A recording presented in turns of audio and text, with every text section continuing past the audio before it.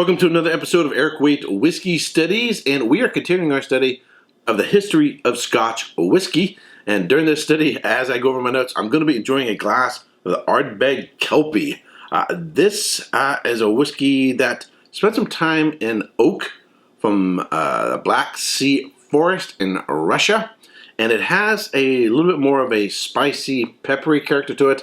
This is one I sometimes like to add a little bit of the Ardbeg Anoa, which spent some time in Pedro Jimenez, so you get that sweetness there. So the sweet and the spice kind of go really, really well together. But this time I'm going to enjoy it straight because sometimes I like a little bit of pepperiness. As a reminder, a really, really good textbook for this series to read along is going to be Chapter 2 of The Science and Commerce of Whiskey by Ian Buxton and Paul Hughes. Now, this book can be a little difficult to get a hold of.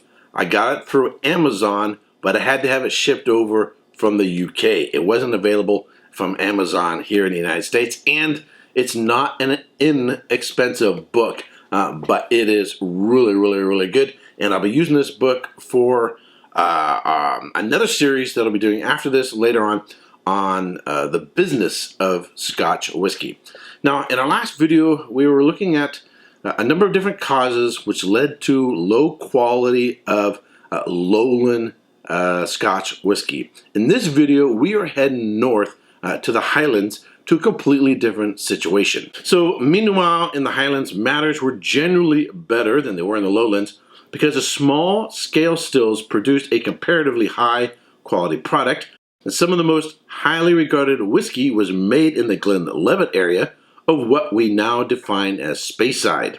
It has been claimed that as many as 400 stills were operating in the Glenlivet area during the 18th century, and even if the number is an exaggeration, the Glen and its environs were undoubtedly a hotbed of illicit whiskey making, and the spirit produced there had its own cachet. Glenlivet was synonymous with quality. All right, so since we're mentioning illicit distilling, another book I want to recommend, this one is available through Amazon here in the United States, is Scotland's Secret History, The Illicit Distilling and Smuggling of Whiskey by Charles MacLean and Daniel McCannell. Really, really nice book. I like the illustrations in here, and it's not too thick, but it's really, really good for understanding sort of the underlying culture which has given us Scotch whiskey today. When King George IV visited Scotland in 1822, he was ceremonially served what was undoubtedly illicit distilled Glenlivet whiskey. However, as Elizabeth Grant of Rothermurchus recorded in her Memoirs of a Highland Lady, the king drank nothing else. Such spirit was popular in the East India Company and was often included in presents with fine wines to the local Maharajas, who appreciated much more than the wine that they also received. And let us take a wee sip.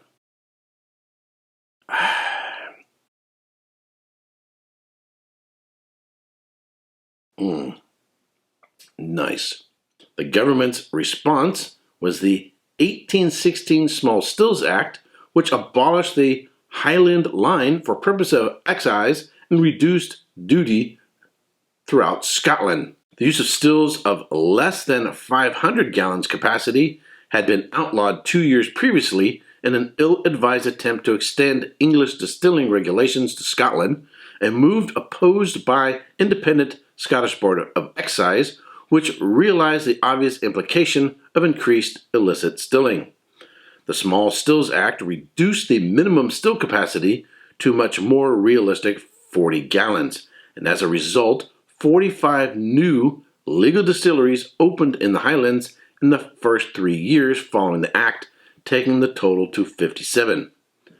Highland lairds, or landowners, had tended to turn a blind eye to illicit distilling on their land, as the money made by their tenants through the trade was often the only way they could pay their rents. As duty levels rose during the French wars and distilling was banned in some years because of food shortages, the illicit still trade blossomed still further, with Highland whiskey entering the lowland area in such quantities as to prove a serious threat to the legal lowland operations.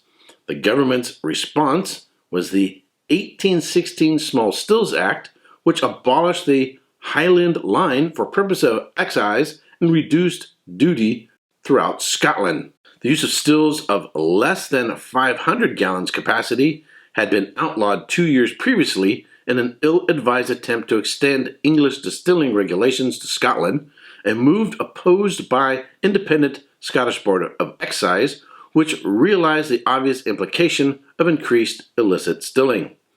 The Small Stills Act reduced the minimum still capacity to much more realistic 40 gallons, and as a result, 45 new legal distilleries opened in the Highlands in the first 3 years following the Act, taking the total to 57. Highland lairds, or landowners, had tended to turn a blind eye to illicit stilling on their land, as the money made by their tenants through the trade was often the only way they could pay their rents. However, in 1820, several Highland lairds, including the Duke of Gordon, whose estates included whiskey-making centre of Glenlivet, offered to support increased measures aimed at stamping out illegal trade in return for a better deal for licensed distillers.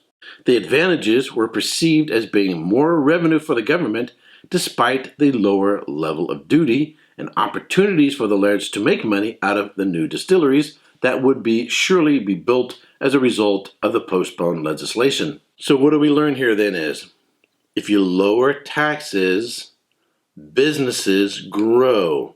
Businesses grow, you have more businesses, you then have more people or businesses paying taxes. That's right, lowering taxes increase tax revenue because businesses prosper, right? So if you heavily tax businesses, you have fewer businesses to tax from. If you lower the taxes so that businesses can grow, you have new distillers, you actually have more income from taxes even though you're grabbing smaller percentages. Simple economics. In 1822, the Illicit Distillers of Scotland Act was passed, which introduced harsher penalties for anyone involved in making, supplying, or drinking illicit whiskey. The following year, an Excise Act dramatically cut duty to 2 shillings and 3 pence per gallon, with a distilling license restricted to 1 per parish, costing £10, and the export market to England was made significantly more attractive. The Act also made it compulsory for every distillery to provide accommodation for a resident exciseman. The complexities of excise legislation relating to Scotland became apparent when it is noted that between the first imposition of excise duty in the 17th century and the 1822 Act, more than 30 changes have been made regarding the production of whiskey. The effects of the two acts were soon very obvious. The number of licensed distilleries in Scotland doubled in 2 years. The production of duty-paid whiskey rose from 2 million gallons, or 9 million litres, to 6 million gallons, or 27 million litres per year. Illicit distillation fell dramatically during the next few years, with an astonishing 14,000 detections being made in 1823, clearly just the tip of an enormous alcoholic iceberg, but only 692 during 1834 and 6 in 1874. One of the most celebrated excise officers or gougers in Scotland was Malcolm Gillespie, born in Perthshire but based in Northeast from 1799. During the quarter century that he was alive, Gillespie managed to impound 6,535 gallons of whiskey, 407 stills, 165 horses, 85 carts, 62,400 gallons of barley wash, though he sustained 42 wounds as a result of his endeavors. He trained bulldogs to bite the noses of smugglers, ponies carrying small casks or anchors of whiskey, and was certainly a notable thorn in the side of Aberdeenshire smugglers. Sadly, his career as a gouger ended in disgrace and death, and he was convicted of the capital offense of printing and circulating forged bills, Being hanged in November 1827, while awaiting trial, Gillespie wrote a colorful account of his many encounters with illicit distillers. Now, when you're studying Scotch whiskey history and you visit some distilleries up in Speyside, some of the names are very similar, and it can become a little confusing as to who is who. The two last names that you hear a lot are Grant and Smith. So when you're studying the history of Northern Scotland, you need to keep your Smiths straight and your Grants straight.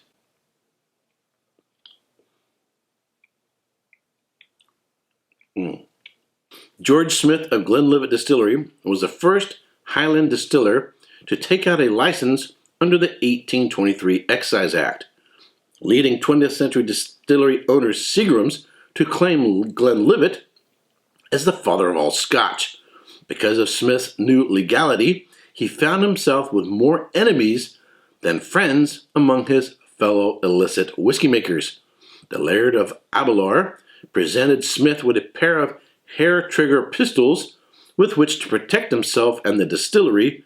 As Smith later recalled, "I got together 2 to 3 stout fellows for servants, armed them with pistols, and let it be known everywhere that I would fight for my place to the last shot."